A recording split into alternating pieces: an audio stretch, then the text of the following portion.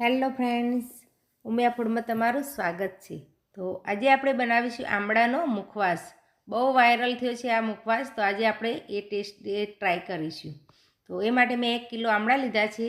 એની સામે આપણે 2 બીટરૂટ લેવાના છે। આમળાને મેં સરસ ધોઈ અને કોરા કરી લીધા છે। એની ઉપર જે થોડા ડાઘ જેવું લાગે તો એ કાઢી લીધું છે। તો આમળાને આપણે આ રીતની મોટી છીણી આવે છે એમાં આપણે છીણી લઈશું। તો આમળાનું છીણ મેં સરસ તૈયાર કરી લીધું છે। હવે આપણે એ જ છીણી વડે આપણે બીટને છીણી લેવાનું છે। તો જો આ બીટરૂટ છે એને આપણે છીણી લઈશું। તો આપણો વિડીયો મોટો ના થાય એ માટે મેં આમળાનું છીણ તૈયાર જ કરી દીધેલું। હવે બીટને આ રીતે છીણી લઈશું। તો 2 બીટ છીણવાના છે એટલે એનો કલર આપણો આમળાના મુખવાસનો સરસ આવશે। જો આ રીતનું આપણે તૈયાર કરવાનું છે। તો આપણે મેં 2 બીટ છીણી લીધા છે। હવે એમાં આપણે 2 ચમચી મીઠું એડ કરીશું। મેં સંચળ મીઠું લીધું છે। એની સાથે આપણે 1 ચમચી શેકેલા જીરાનો પાવડર એડ કરીશું। હવે એમાં સાકર એડ કરવાની છે। તો આ રીતે મેં 4-5 ટુકડા સાકરના લઈને દળી લીધેલા। તો આપણે સાકરનો પાવડર કરીને એડ કરીશું। તમે એની જગ્યાએ ખાંડનો પાવડર એડ કરવો હોય તો કરી શકો। તો આપણે 2 મોટી ચમચી જેટલી સાકર એડ કરીશું। હવે બધું સરસ મિક્સ કરવાનું છે। આપણે આ રીતે હાથ વડે જ મિક્સ કરીશું એટલે બીટનો જે કલર છે ને એ આપણા આમળામાં સરસ બેસી જાય, એટલે એકદમ આપણો સરસ કલર જેવો મુખવાસ તૈયાર થાય। સરસ કલર આવી જશે, પિંક કલર થઈ જશે।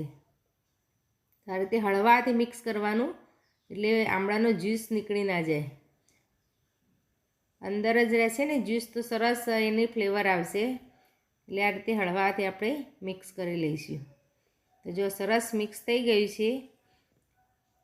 નીચે પાણી જો આ રીતે થોડું છૂટું પડ્યું છે પણ આપણે કાઢવાનું નથી, એ એમ જ રાખવાનું છે। હવે આને સૂકવવાનું છે। તો મેં રાત્રે બનાવ્યું છે એટલે હું પહેલાં રાત્રે પંખા નીચે સૂકવીશ। તો પહેલાં આપણે આ રીતે થાળીમાં સૂકવવાનું, કપડામાં ડાયરેક્ટ સૂકવીશું તો એનું જે રસ નીકળેલો છે એ કપડું ચૂસી જશે। એટલે આપણે આ રીતે 1 નાઇટ થાળીમાં રાખશું। તો હું 2-3 થાળીમાં આ રીતે છૂટું છૂટું કરી દઈશ। આ રીતે છૂટું રાખશે પંખા નીચે એટલે રાતમાં પણ થોડો સુકાઈ જશે। જો 2-3 થાળીમાં આ રીતે મેં સૂકવી દીધું છે। પંખા નીચે હશે એટલે એનું પાણી કોરું થઈ જશે, એટલે પછી બીજા દિવસે કપડામાં સૂકવશું ને તો ચૂસી નહીં જાય એનો રસ। તો આ રીતે ખુલ્લો કરી દીધો છે।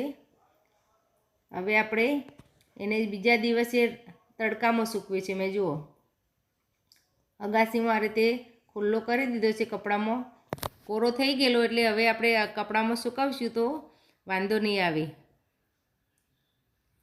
તો આ રીતે સૂકવીને આપણે જે દુપટ્ટો અડધો બાકી રાખેલો ઉપર ઢાંકી દઈશું એટલે એમાં ધૂળ ઉડે નહીં।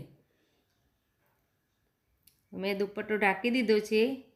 હવે એને આપણે 2 દિવસ તડકામાં રાખવાનો છે। 2 દિવસ સુકાવ, રાત્રે લઈ આવવાનું, પાછું તડકામાં સૂકવી દઈશું। 2 તડકા ખવડાવીશું એટલે આપણો મુખવાસ સરસ તૈયાર થઈ જશે।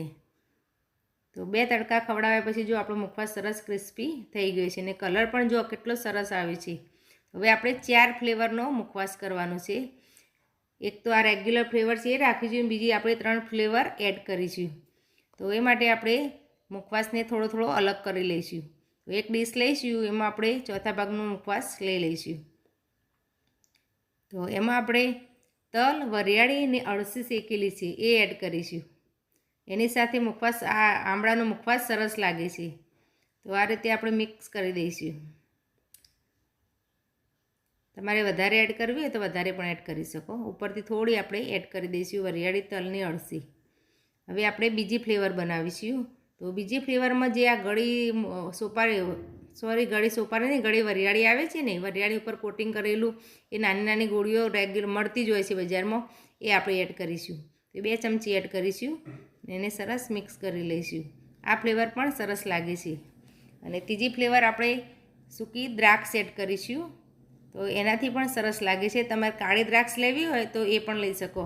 દ્રાક્ષ શરીર માટે ઠંડી હોય છે એટલે હેલ્થ માટે પણ સારી છે।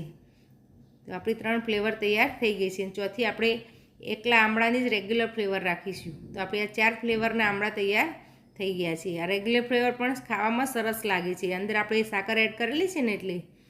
તો ચારે ફ્લેવરના આમળાનો મુખવાસ તૈયાર છે.